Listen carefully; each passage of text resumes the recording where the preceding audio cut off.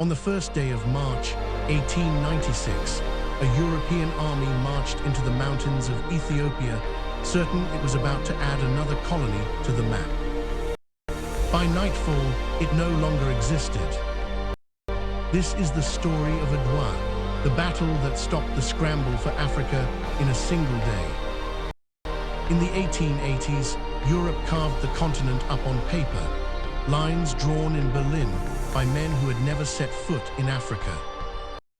One kingdom refused to be a line on that map: Ethiopia, ancient, Christian, and stubbornly its own. Its emperor was Menelik II, a man who had spent his youth as a prisoner of another emperor and his adulthood learning exactly how power worked. Beside him ruled Empress Teitu Betul, sharp, devout, and the only person in the empire who could tell Menelik he was wrong. In 1889, Italy came to them with a treaty of friendship. It was signed at a place called Wichel. The Amharic text said Ethiopia may use Italy to conduct its foreign affairs.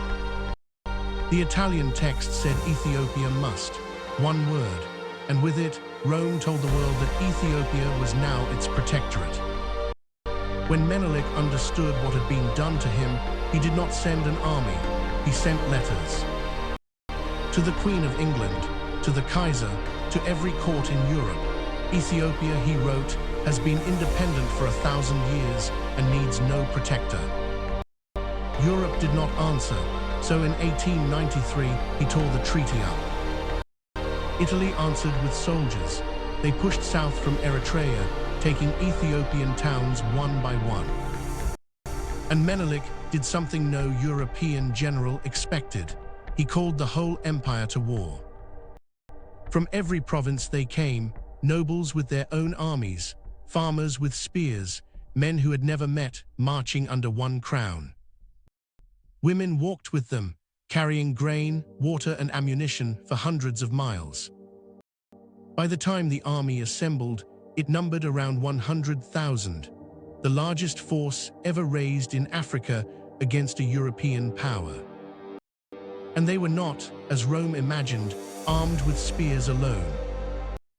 For years Menelik had been buying rifles from France and Russia, paying in gold, ivory, and coffee. 100,000 of them quietly stockpiled while Europe assumed he was harmless. The first blow was not struck by the emperor, it was struck by the empress.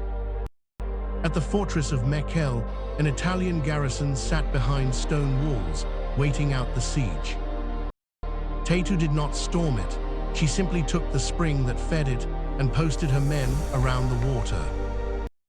2 weeks later, the garrison walked out with dry throats and empty canteens and surrendered.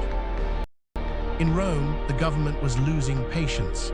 The war was expensive and there was nothing to show for it. They sent their commander, General Baratieri, a telegram: attack or come home in disgrace. So on the last night of February, 4 Italian brigades left camp in the dark, marching toward the Ethiopian lines. They were carrying maps of mountains no European had properly surveyed.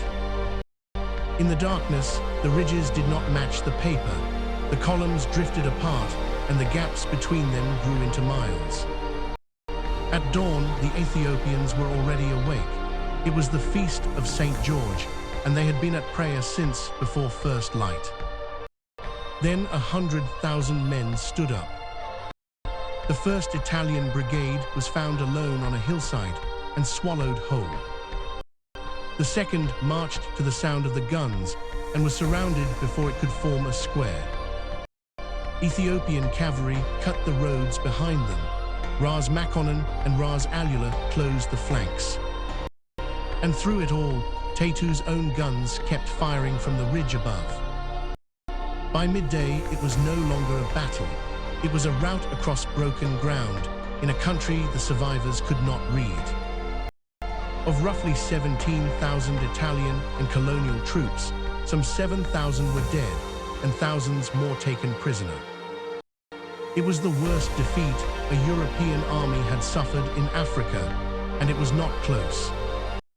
Menelik did not march on Eritrea. He did not need to. He offered peace, and Italy signed it that October. The treaty said one thing plainly: Ethiopia was independent, absolutely and without condition. Every other African kingdom that fought an empire in that century was ground down eventually. Ethiopia was not. And for the next 50 years, across the world, from Harlem to Accra, Adwa was the word people said when they wanted to say, "It can be done." If this story moved you, subscribe to the Africa Report for more forgotten history of Africa.